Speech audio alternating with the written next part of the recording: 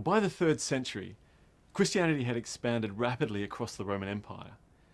There were 130 bishops in North Africa alone. Greek philosophical schools such as Neoplatonism and Stoicism were diminishing in importance. Intellectual paganism was on the defensive. But this period from 235 to 284 is also known as the crisis of the 3rd century, and it was marked by the crumbling and near collapse of the Roman Empire in the West, caused by invasions, rebellions, civil wars for the emperorship, plague, and economic difficulties.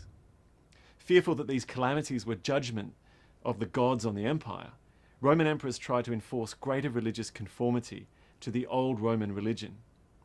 It was a desperate bid to restore divine blessings on the Roman state in the wake of Christian expansion, and Christians' stubborn refusal to worship either the emperor or the old Roman gods. This ushered in the greatest and most systematic persecution of Christians ever seen, lasting from around 250 till 311. During these years, thousands of Christians were tortured, executed, or lost their property and civil rights. Thousands were also forced to deny their beliefs and publicly worship the Roman gods. As you can imagine, this situation created enormous pastoral problems for Christian leaders, who were either executed or forced underground. In this week's topic, we look at how one courageous Christian bishop in North Africa, by the name of Cyprian, dealt with these problems. Out of this ferment, Cyprian produced some of the first sustained theological writing on the church, on pastoral care, and on the sacraments. But, like many of his parishioners, Cyprian would pay for this Christian witness with his life.